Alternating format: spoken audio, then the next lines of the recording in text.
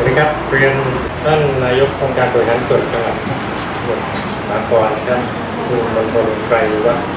ที่สองนะครับท่านสมาชิกองค์การบริหารส่วนจังหวัดนะครับทุกท่านครับท่านผู้บริหารในวันนี้ผมและคณาจารย์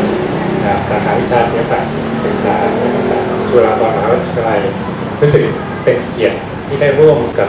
ทางอบจ.ของสมุทรสาครครั้งนี้นะครับสิ่งสำคัญที่เราได้มาตรงนี้เนี่ยเนื่องจากว่าสมุทรสาครเป็นจังหวัดแนวหน้าที่จะช่วยลดโลกร้อนนะครับเนื่องจากว่าสมุทรสาครเป็นจังหวัดที่ผลิตอาหารทะเลเยอะโดยเฉพาะเปลือกหอยแมลงภู่นะครับในแต่ละปีเนี่ยจากการวิจัยและข้อมูลของกรมประมงเนี่ยพบว่าการผลิตหอยแมลงภู่ในแต่ละปีมีจำนวนถึง 100,000 ตันทั่วประเทศไทยและครึ่งหนึ่งคือ 50,000 ตันเป็นเปลือกหอย 50,000 ตันนี้ผมเพิ่งทราบจากท่านสจ.นะครับจากการพูดคุยก็เป็นการนำไปพัฒนาเป็นผลิตภัณฑ์ต่อเนื่องนะครับไม่ว่าจะเป็นส่วนประกอบของปูนซีเมนต์อาหารสัตว์นะครับซึ่งสิ่งเหล่านั้นนับว่าเป็นประโยชน์นะครับ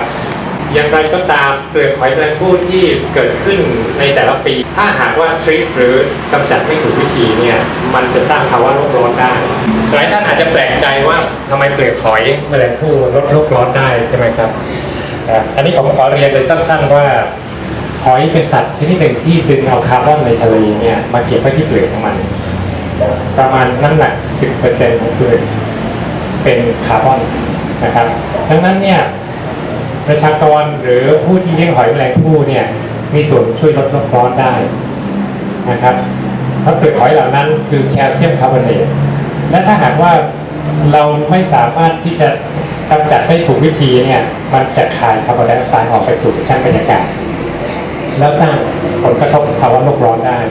วิธีการดีที่สุดคือนำกลับไปสู่ท้องทะเลครับเพื่อให้กระบวนการทางทะเลเนี่ยกำจัดมันแล้วก็สร้างหาดทรายที่สวยงามอันนี้คือวิธีการที่ถูกต้องสิ่งที่คณะผู้วิจัยและคณาจารย์และคณะนิสิตบัณฑิตศึกษาจุฬาภรณ์อะไรมาในวันนี้เนี่ยนำเอานวัตกรรมที่ได้รับรางวัลเหรียญทองจากสวิตเซอร์แลนด์เจนีวาเนี่ยนำมาเผยแพร่นั่นก็คือนำเอาเปลือกหอยแมลงภู่นั้นมาใช้เป็นส่วนประกอบเอาชั้นมุกของมันมาสร้างเป็นเนื้อสีนะครับซึ่งเป็นนวัตกรรมใหม่ล่าสุดในปี 2014 นี้นะครับ